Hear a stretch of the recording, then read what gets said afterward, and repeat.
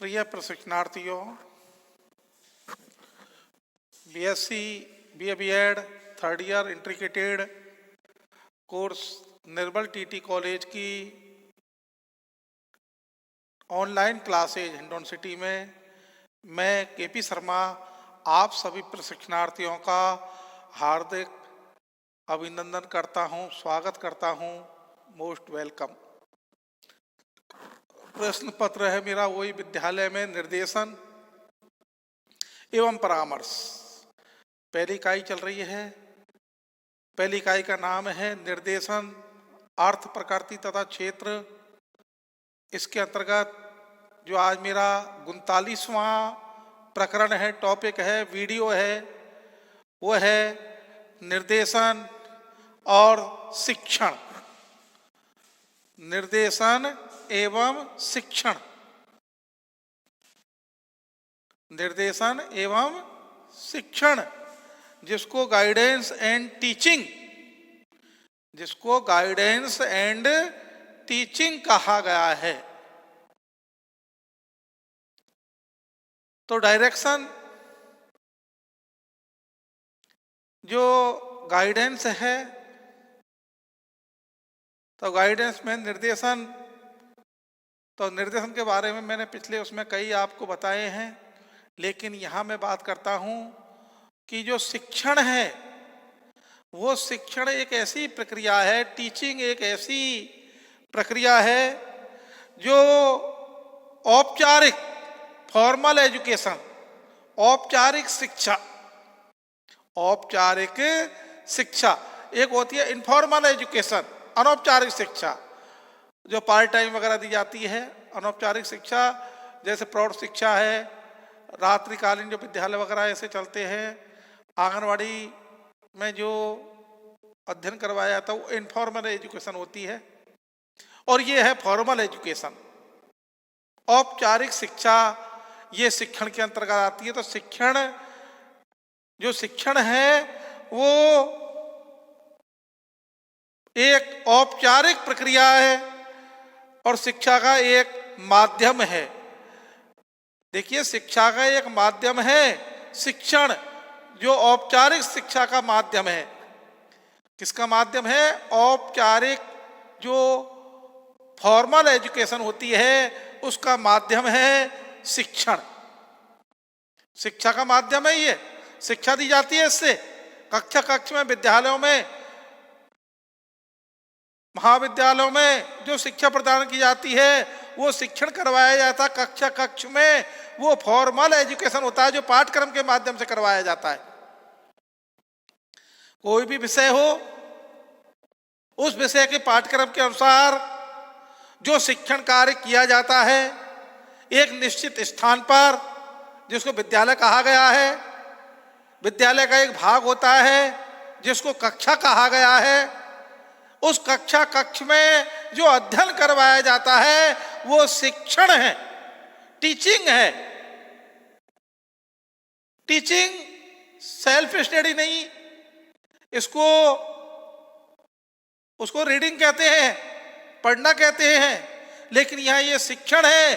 शिक्षण एक ऐसी प्रक्रिया है जो दो व्यक्तियों के बीच में पाई जाती है, अर्थात शिक्षक और शिक्षार्थी के बीच में, शिक्षक और शिक्षार्थी के बीच में जो कक्ष में जो प्रक्रिया चल रही है पाठ्यक्रम से संबंधित, वो शिक्षण है। शिक्षा का जो रूप है वो औपचारिक शिक्षण है जिसको फॉर्मल एजुकेशन कहा गया है, और इसके माध्यम से कक्ष में जो अध्ययन की, जो शिक्षण की प्रक्रिया चल रही है वो शिक्षण कहलाता है, जिसमें शिक्षक और शिक्षार्थी दोनों ही सक्रिय रहते हैं, दोनों ही सक्रिय हैं। कक्ष में शिक्षक अध्ययन करवा रहे हैं, जैसे मेरे और आपके माध्यम से जो वर्तमान में ये प्रक्रिया चल रही है ये शिक्षण ही है, लेकिन इसमें एक तकनीकी सहारा लिया गया है। जो ऑनलाइन वीडियो चल रही है इस समय, ये कक्ष ने होकर के वैसी प्रक्रिया है, लेकिन यह भी एक शिक्षण ही है। तो शिक्षा मैं आपको प्रदान कर रहा हूं। मेरा जो प्रश्न पत्र है, सिलेबस है, उसके आधार पर पहली यूनिट के अनुसार मैं आपको जो ये वर्तमान में चल रहा है निर्देशन एवं शिक्षण, तो ये प्रक्रिया है, शिक्षण की प्रक्रिया चल रही है वर्तमान में। लेकिन आपका एक समय निश्चित नहीं है, मेरा समय निश्चित है। मैं कक्षा कक्षा में वीडियो बना करके आपको अध्ययन करवा रहा हूं, शिक्षण करवा रहा हूं। और इसमें देखिए, ये शिक्षण जो प्रक्रिया है, ये औपचारिक फॉर्मल शिक्षा का एक माध्यम है। शिक्षण प्रक्रिया औपचारिक, जिसको फॉर्मल एजुकेशन कहा गया है, उसका एक माध्यम है साहब। उसका एक क्या है? माध्यम है। किसका माध्यम है? शिक्षण प्रक्रिया जो औपचारिक शिक्षा का एक माध्यम है, और शिक्षण द्वारा ही व्यक्ति में वांछित डिजायरेबल व्यवहार में परिवर्तन लाया जा सकता है। देखिए, शिक्षण प्रक्रिया के द्वारा ही व्यक्ति में वांछित डिजायरेबल उसमें परिवर्तन लाया जा सकता है। किसके द्वारा? शिक्षण के द्वारा। प्रशिक्षण अलग है, लेकिन शिक्षण की बात कर रहा हूं मैं यहां। शिक्षण प्रक्रिया औपचारिक फॉर्मल शिक्षा का एक माध्यम है, और शिक्षण द्वारा व्यक्ति में वांछित डिजायरेबल व्यवहार परिवर्तन लाए जा सकते हैं, और विशेषकर ज्ञानात्मक पक्ष के विकास में, विशेषकर जो ज्ञानात्मक पक्ष है, 6 पक्ष है, ज्ञानात्मक, व्यवहारिक, ये कौशलात्मक,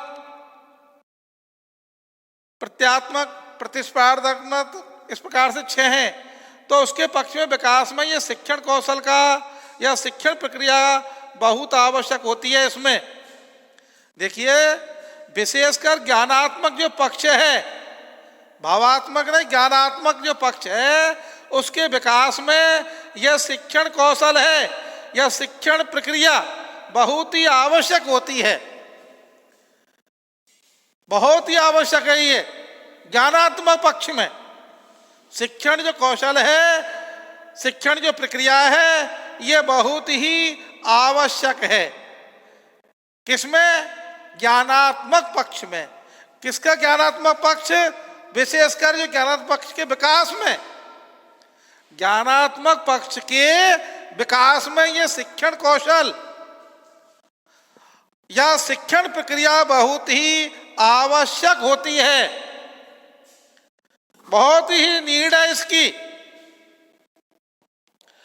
और देखिए, विशेषकर ज्ञानात्मक जो पक्ष है, उसके विकास में ये शिक्षण कौशल या शिक्षण प्रक्रिया बहुत ही आवश्यक होती है।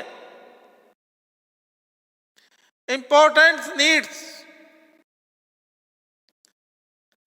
इसके बाद में दूसरी ओर देखिए, इसका दूसरी ओर व्यवहार में परिवर्तन लाने के उद्देश्य से, देखिए, दूसरी ओर व्यवहार में परिवर्तन लाने के उद्देश्य से, दूसरी ओर व्यवहार में परिवर्तन लाने के उद्देश्य से निर्देशन द्वारा भी सहायता प्रदान की जा सकती है। निर्देशन के द्वारा सहायता प्रदान की जा सकती है, निर्देशन के द्वारा सहायता प्रदान की जाती है। दूसरी ओर किसमें? व्यवहार को परिवर्तन लाने में। व्यवहार में परिवर्तन लाने के लिए जो उद्देश्य, व्यवहार में परिवर्तन लाने के उद्देश्य से ही निर्देशन द्वारा भी सहायता प्रदान की जाती है। निर्देशन के द्वारा, गाइडेंस के द्वारा, हेल्प। और निर्देशन द्वारा विद्यार्थी या कोई निर्देशन के द्वारा विद्यार्थी या व्यक्ति या कोई भी व्यक्ति ये जान लेता है कि उसमें कौन कौन सी योग्यताएं या क्षमताएं विद्यार्थी में या व्यक्ति में वह जान लेता है निर्देशन के माध्यम से कि उसमें कौन कौन सी योग्यताएं क्षमताएं विद्यमान हैं। निर्देशन के माध्यम से जान लेता है कि विद्यार्थी में या व्यक्ति में कौन कौन सी योग्यताएं विद्यमान हैं। और निर्देशन द्वारा ही हम ये पता लगा सकते हैं, निर्देशन के द्वारा ही हम ये पता लगा सकते हैं कि विद्यार्थियों को बतला सकते हैं कि सीखने की जो प्रक्रिया में कौन कौन सी समस्याएं सामने आ रही हैं। देखिए, निर्देशन के माध्यम से ही विद्यार्थियों को हम ये बतला सकते हैं, निर्देशन द्वारा ही हम विद्यार्थियों को यह बतला सकते हैं कि सीखने की प्रक्रिया में कौन कौन सी समस्याएं सामने आ रही हैं। निर्देशन के माध्यम से मालूम होता है कि जो कौन कौन सी सीखने में समस्याएं सामने आ रही हैं, सीखने की जो प्रक्रिया में कौन कौन सी समस्याएं आ रही हैं और उन्हें कैसे दूर किया जा सकता है और उन समस्याओं को कैसे दूर किया जा सकता है। और इस प्रकार हम ये कह भी सकते हैं कि शिक्षण के उद्देश्यों को हासिल करने में, इस प्रकार से हम ये कह भी सकते हैं कि जो शिक्षण के उद्देश्य हैं, क्या है, शिक्षण के जो उद्देश्य हैं उनको हासिल करने में, प्राप्त करने में कि निर्देशन प्रक्रिया द्वारा सहायता ली जा सकती है। निर्देशन की जो प्रक्रिया है उसके द्वारा सहायता ली जा सकती है, ये हम कह सकते हैं। ये हम कह सकते हैं कि निर्देशन की जो प्रक्रिया है उसके द्वारा सहायता ली जा सकती है। ये स्पष्ट है बिल्कुल। इसलिए जो निर्देशन है इसमें हम किस प्रकार से सहायता ली जा सकती है ये मालूम कर सकते हैं हम। इसलिए ही शिक्षण के उद्देश्यों को हासिल करने में जो निर्देशन की जो प्रक्रिया है, इस प्रक्रिया द्वारा सहायता ली जा सकती है। और जहां तक शिक्षण और निर्देशन में गहन संबंध है, शिक्षण और निर्देशन में गहन संबंध है, वहीं दूसरी ओर इन दोनों प्रक्रियाओं में कुछ अंतर भी दिखाई पड़ते हैं। गहन संबंध है इन दोनों में, किसमें, शिक्षण में और निर्देशन में। शिक्षण में और निर्देशन में गहन संबंध है। शिक्षण में और निर्देशन में गहन संबंध है, फिर भी इनमें कुछ अंतर दिखाई देते हैं। अब अंतर कौन कौन से दिखाई देते हैं, उन अंतरों के बारे में भी आपको बताना है। लेकिन पहले इसमें देखिए कि शिक्षण प्रक्रिया औपचारिक शिक्षा का एक माध्यम है। शिक्षण प्रक्रिया ये दो व्यक्तियों के बीच में पाई जाती है। कक्षा कक्ष में शिक्षक और शिक्षार्थी के बीच में, शिक्षक और शिक्षार्थी के बीच में जो क्रिया पाई जाती है कक्षा कक्ष में, वो शिक्षण प्रक्रिया है। और औपचारिक, जिसको फॉर्मल शिक्षा का एक भाग है, ये माध्यम है। और शिक्षण द्वारा ही व्यक्ति में वांछित जो डेसरेबल व्यवहार परिवर्तन लाए जा सकते हैं। देखिए, शिक्षण के द्वारा ही व्यक्ति में जो वांछित व्यवहार में परिवर्तन लाए जा सकते हैं, शिक्षण के द्वारा। इसलिए कहते हैं कि शिक्षण के द्वारा जो व्यक्ति में वांछित व्यवहार में परिवर्तन लाए जा सकते हैं। एक तो पढ़ा लिखा व्यक्ति है, एक अनपढ़ व्यक्ति है, उन दोनों में तुलना करोगे आप तो उनमें अंतर पाया जाएगा। उन दोनों में ही अंतर है, व्यवहार में अंतर है, उनकी बोली भाषा, उनका रहन सहन, खान पान, उनकी संस्कृति, वेशभूषा, सब में अंतर पाया जाएगा। और व्यवहार में अंतर होने के कारण ये पता लगाया जा सकता है कि ये व्यक्ति पढ़ा लिखा है और ये अनपढ़ है। इसलिए शिक्षण के द्वारा ये शिक्षा का एक फॉर्मल माध्यम है शिक्षा प्रदान करने का। जैसे कक्षा कक्ष में जो शिक्षण किया जाता है, कक्षा कक्ष में जो शिक्षण किया जाता है, वो शिक्षक और शिक्षार्थी के बीच में, शिक्षक और शिक्षार्थी के बीच में जो प्रक्रिया चलती है, वो शिक्षण की। और इसके बाद में देखिए, ये वांछित परिवर्तन ला सकते हैं शिक्षण का। शिक्षण के माध्यम से विशेषकर ज्ञानात्मक जो पक्ष है, इसमें यह शिक्षण और कौशल और यह शिक्षण प्रक्रिया बहुत ही आवश्यक है। ज्ञानात्मक कौशल में ज्ञानात्मक पक्ष है, उसके विकास में यह शिक्षण कौशल या शिक्षण प्रक्रिया बहुत ही आवश्यक है। इसके बगैर काम नहीं चलता है, बिल्कुल भी ज्ञानात्मक का विकास ही नहीं होगा। ज्ञानात्मक जो पक्ष है, उसका विकास बगैर शिक्षण कौशल के और शिक्षण प्रक्रिया के विकास होना असंभव है। संभव नहीं, असंभव है। बहुत जरूरी है, अति आवश्यक है।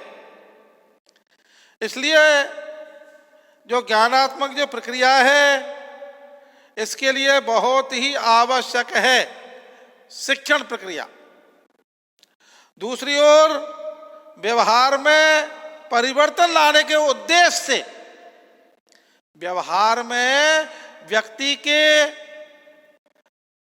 व्यवहार में व्यक्ति के परिवर्तन लाने के लिए शिक्षण कौशल बहुत ही आवश्यक तो है ही है, लेकिन जो निर्देशन द्वारा भी उसकी सहायता प्रदान की जाती है। निर्देशन द्वारा भी इसका उद्देश्य ही है। किसका उद्देश्य? वांछित जो दूसरी ओर व्यवहार में परिवर्तन लाने के उद्देश्य से, दूसरी ओर व्यवहार में परिवर्तन लाने के उद्देश्य से निर्देशन द्वारा भी सहायता प्रदान की जाती है। निर्देशन के द्वारा सहायता प्रदान की जाती है व्यवहार में परिवर्तन लाने के लिए। दूसरी ओर और विशेष जो निर्देशन है, निर्देशन द्वारा विद्यार्थी या कोई भी व्यक्ति, निर्देशन के द्वारा विद्यार्थी या कोई भी व्यक्ति, एनीबॉडी, यह जान लेता है कि उसमें कौन कौन सी योग्यताएं और क्षमताएं हैं। निर्देशन द्वारा विद्यार्थी या कोई व्यक्ति यह जान लेता है कि उनमें कौन कौन सी योग्यताएं, क्षमताएं विद्यमान हैं, उसके अंदर हैं, वो निर्देशन के माध्यम से व्यक्ति या विद्यार्थी जान लेता है कि व्यक्ति में कौन कौन सी योग्यताएं, क्षमताएं हैं। इसके बाद में देखिए, निर्देशन द्वारा ही हम यह भी पता लगा सकते हैं, निर्देशन द्वारा हम यह पता लगा सकते हैं कि विद्यार्थियों को ये बतला सकते हैं, पता लगा करके हम विद्यार्थियों को ये बतला सकते हैं कि सीखने की प्रक्रिया में कौन कौन सी समस्याएं सामने आ रही हैं।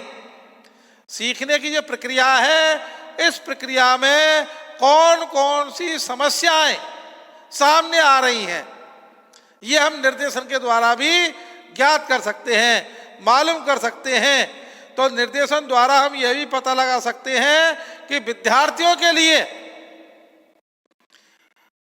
सीखने की प्रक्रिया में कौन कौन सी समस्याएं सामने आ रही हैं और तथा उन्हें कैसे दूर किया जा सकता है। कौन कौन सी समस्याएं सामने आ रही हैं और उन समस्याओं को किस प्रकार से दूर किया जा सकता है, ये निर्देशन के माध्यम से।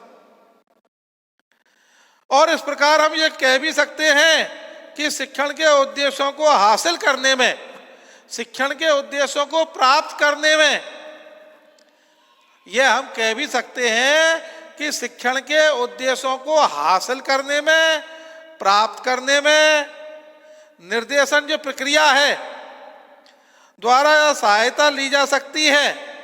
निर्देशन की जो प्रक्रिया है उसके द्वारा सहायता ली जा सकती है। और यह भी है कि शिक्षण, वहीं दूसरी ओर देखिए, शिक्षण और निर्देशन में गहन संबंध है। वहीं दूसरी ओर शिक्षण में और निर्देशन में बहुत ही गहन संबंध है। वहीं दूसरी ओर इन दोनों प्रक्रियाओं में, दोनों प्रक्रिया कौन कौन सी साहब? शिक्षण की और निर्देशन की। दोनों प्रक्रियाएं कौन सी हैं? शिक्षण की और निर्देशन की। इन दोनों प्रक्रियाओं में कुछ अंतर भी दिखाई पड़ते हैं, कुछ अंतर भी दिखाई पड़ते हैं। वो अंतर शिक्षण और इसमें कौन कौन से जैसे अंतर पाए जाते हैं, उन अंतरों के बारे में भी मैं आपको इसमें बतला रहा हूं। तो देखिए, एक इंडेक्स तैयार करता हूं आपके लिए। इसमें ये तो इतना हो गया। इसके बाद में ही जो निर्देशन एवं शिक्षण, ये फर्स्ट है इसका, ये समझ लो प्रथम भाग है। और इसमें शिक्षण प्रक्रिया औपचारिक फॉर्मल शिक्षा का एक माध्यम है और शिक्षण द्वारा ही व्यक्ति में वांछित डिजायरेबल व्यवहार परिवर्तन लाए जा सकते हैं। और विशेषकर जो ज्ञानात्मक पक्ष के विकास में यह शिक्षण कौशल या शिक्षण प्रक्रिया बहुत आवश्यक होती है।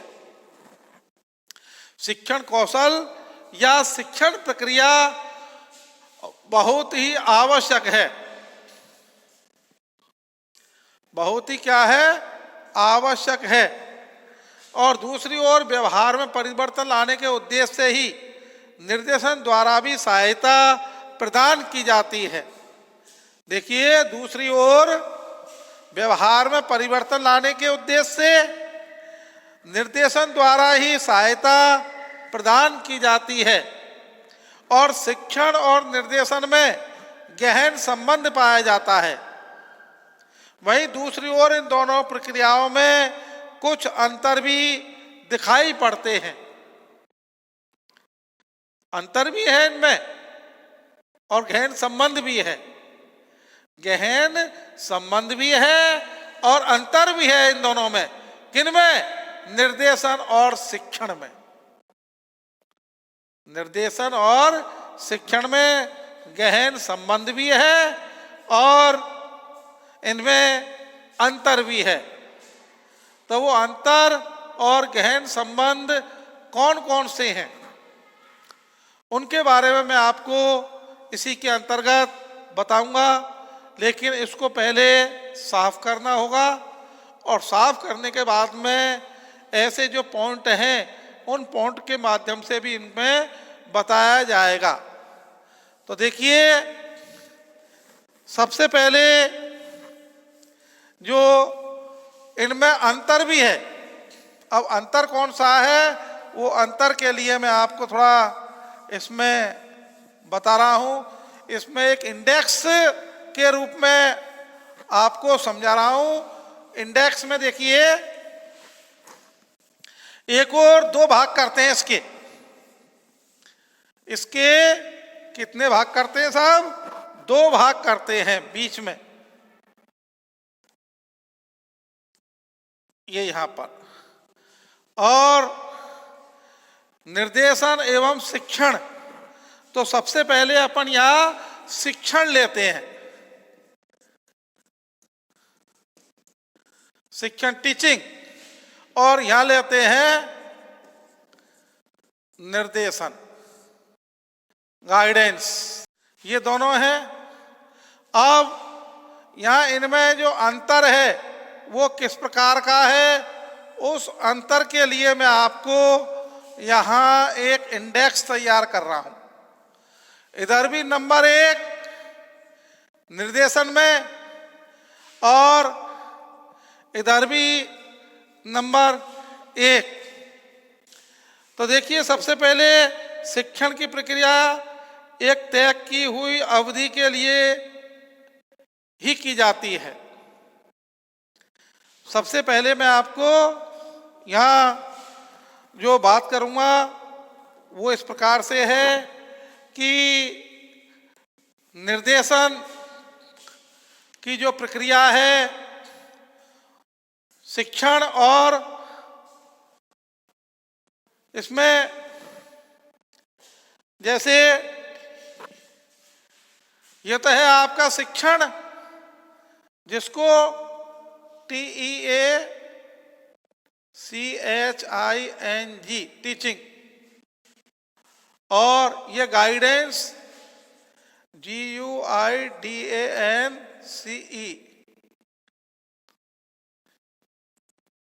ये गाइडेंस। अब इसमें नंबर 1 और नंबर, तो सबसे पहले टीचिंग की बात करते हैं। तो टीचिंग में देखिए, शिक्षण प्रक्रिया 1, चलो इसको शिक्षण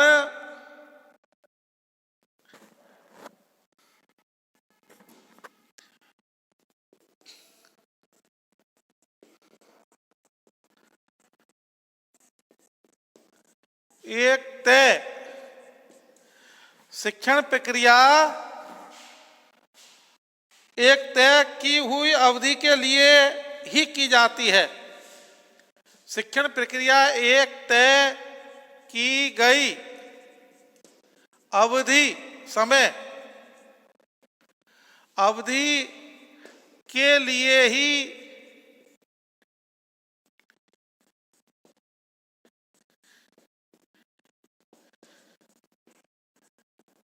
एक अवधि के लिए ही की जाती है। क्या? शिक्षण प्रक्रिया एक तय की गई अवधि के लिए ही की जाती है। एक तय की हुई या की गई अवधि के लिए ही तय की गई अवधि के लिए ही की जाती है। कौन सी? शिक्षण प्रक्रिया। और निर्देशन की प्रक्रिया की अवधि निश्चित नहीं की जा सकती। निर्देशन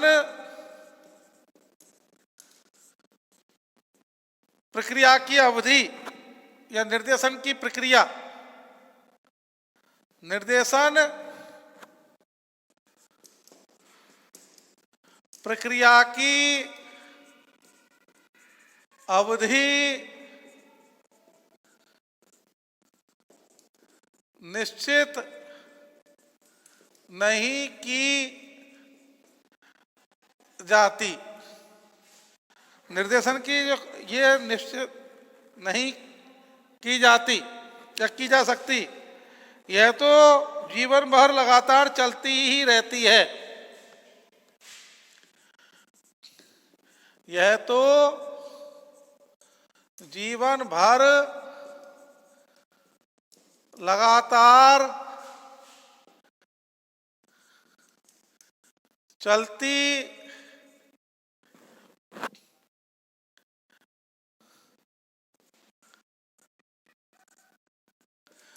रहती है।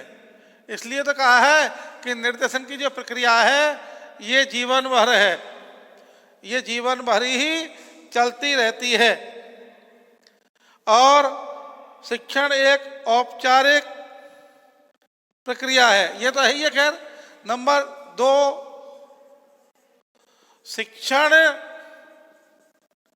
एक औपचारिक फॉर्मल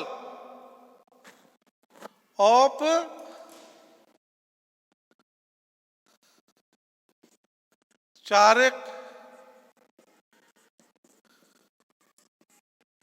प्रक्रिया है। शिक्षण एक औपचारिक प्रक्रिया है, ये नंबर 2। निर्देशन एक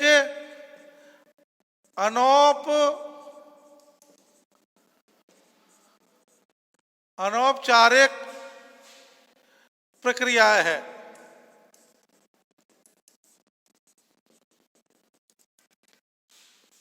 ये तो औपचारिक है और ये अनौपचारिक है। ये फॉर्मल है, वो इनफॉर्मल है। निर्देशन अनौपचारिक होता है और ये निर्देशन एक अनौपचारिक प्रक्रिया है या अनौपचारिक होता है, ये लिख दो। निर्देशन एक अनौपचारिक होता है, ये भी लिख दो। ठीक है ना, दोनों ही है, ये दोनों ही है। तो मैंने नंबर 1 तो आपको बताया है कि शिक्षण एक तय की गई अवधि के लिए की जाती है और निर्देशन प्रक्रिया की अवधि निश्चित नहीं की जा सकती। यह तो एक जीवन भर चलने वाली लगातार प्रक्रिया है। शिक्षण एक औपचारिक प्रक्रिया है, निर्देशन एक अनौपचारिक प्रक्रिया है। लेकिन यहाँ मैं समय के अभाव के कारण इसको यहीं ड्रॉप करता हूँ, अगले उसमें समझाऊंगा। ये समय अवधि के लिए आपको धन्यवाद।